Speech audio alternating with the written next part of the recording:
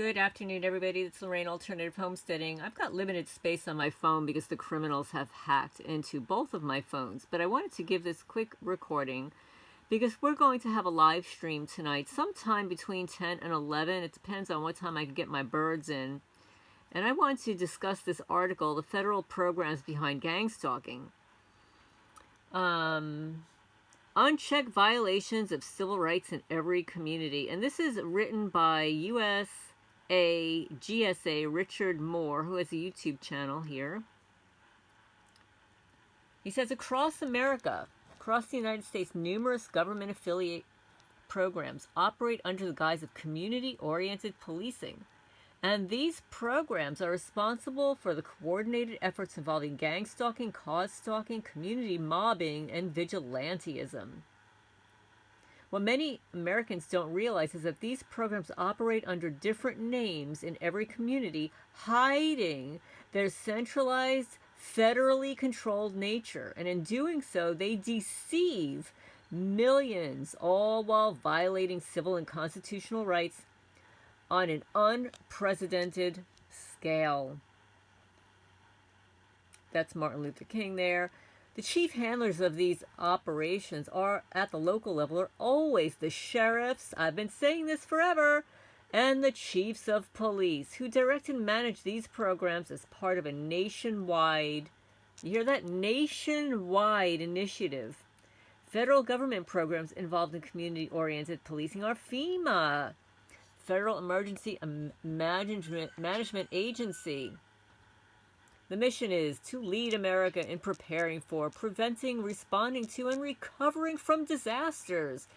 The background is it was created by an executive order signed by President Jimmy Carter in 1979, and FEMA coordinates with local law enforcement for disaster preparedness and response, making it an integral part of community policing. The role in policing, FEMA collaborates with law enforcement under the pretext of disaster management. Yeah, the disasters that they create, thereby integrating into the broader community-oriented policing network. Well, then you've got the Department of Homeland Security, DHS, our favorite, right? Mission: secure the nation from various threats with over 240,000 employees with your tax dollars. Working in roles from aviation and border security. Yeah, great job you're doing there. Really good job. To emergency response and cyber security. Not a good job in that arena also. The role in policing, DHS is key in overseeing security initiatives, data collection, and surveillance programs that are frequently used by local law enforcement. You notice they keep saying local law enforcement. Well, and here are the real criminals that are giving you a real hard time, everybody. The National Neighborhood Watch. Office of Justice Programs, OJP. Like, oh my goodness. Mission: provide federal leadership in developing the nation's capacity to prevent and control crime. Yeah, doing a good job at that. Administer justice and assist crime victims. You mean assist in committing the crimes. Components: Bureau of Justice Assistance, Bureau of Justice Statistics, National Institute of Justice, Home of Juvenile Justice and Delinquency Prevention, Office of Victims of Crime, SMART Office, meaning Sex Offender Sentencing, Monitoring, Apprehending, Registering, and Tracking. The role in policing, OJP develops policies and guides local policing, crime prevention, and community justice initiatives. Then there's the National Crime Prevention Council, established and created as part of the Violent Crime Control and Law Enforcement Act of 1994. The mission is to promote and advance community policing across the nation. The role in policing is the COPS program, COPS, provides grants, you hear that, grants and training to local police departments, encouraging the use of tactics like surveillance, harassment, and confidential informants, which have led to widespread violations of civil rights, like your local criminal neighbors. The National Crime Prevention and Watch Programs, NCPC. The mission is to help people protect themselves and their communities from crime. Yeah, good job, good job. Other programs are educational materials on crime prevention strategies, local and national trainings, public service announcements featuring McGruff, the crime dog. Role in policing. NCPC promotes community surveillance and reporting activities and tie into larger federal policing efforts.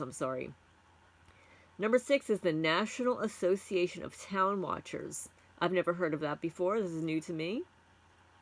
The mission is to support community watch groups by providing resources, that's usually financial and other nefarious support, that keep members informed, involved, and motivated, like the gift cards. Main program, National Night Out, an annual event that fosters police community partnerships to enhance neighborhood safety. Well, guess what? One of those national nights out in Manalapan, New Jersey, guess what they caught? They caught a pedo copper. Yes, with a 16-year-old local high school girl. The role in policing. NATWS programs help solidify the relationship between law enforcement and local communities, which plays a significant role in advancing community policing practices. Then there is additional federal resources linked to community policing, which is the downfall of society, in my humble opinion.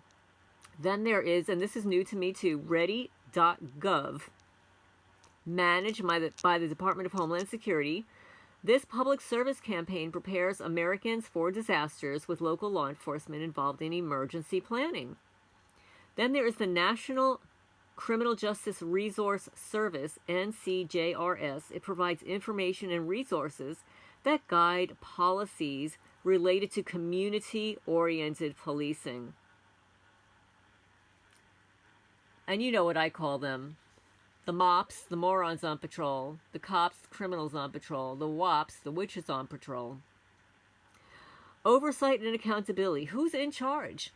The Department of Justice, through subdivisions like the Office of Justice Programs and the Community Orienting Policing Services, COPS office. It provides the primary oversight for the majority of these community policing programs. The DOJ, Department of Justice, oversees the funding, policy creation, and federal coordination of local law enforcement initiatives. Additionally, the Department of Homeland Security, DHS, through programs like FEMA and Ready.gov, they coordinate with local law enforcement on security disaster management and counter-terrorism operations. The terrorist acts that they create against innocent people. These federal agencies are responsible for the implementation and coordination of community-orienting policing across the country, enabling law enforcement. Law enforcement, sheriffs, and police chiefs to become, get this, chief handlers of operations that systematically violate civil liberties through tactics like gang stalking, community harassment, and mobbing. Right? Programs like the COPS Initiative, backed by DOJ oversight, have allowed sheriffs, police chiefs, to become chief handlers of operations that systematically violate civil liberties and tactics like gang stalking, community harassment, and mobbing. Their holistic approach to policing is community orgasmic policing.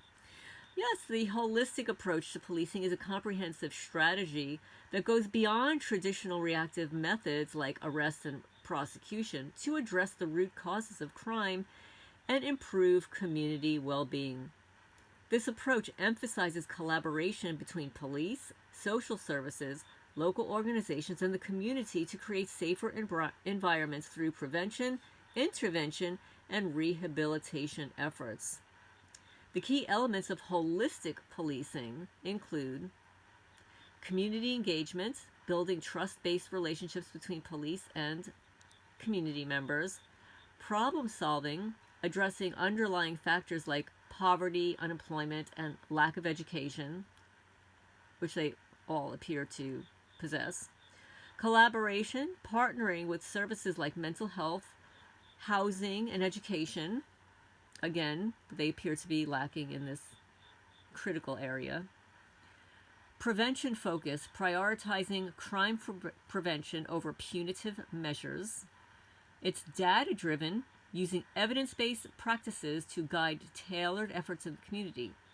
The goal of holistic policing, which I've never heard of before, it sounds like an oxymoron to me, is to reduce crime while enhancing the quality of life for all citizens. Yeah, my quality of life here has been wonderful with the local criminals. In a true holistic model, law enforcement acts as part of a larger network that addresses societal problems at their roots rather than focusing solely on enforcement. The reality is that they're destroying lives in plain sight. However, in practice, this so-called holistic approach to policing is destroying the lives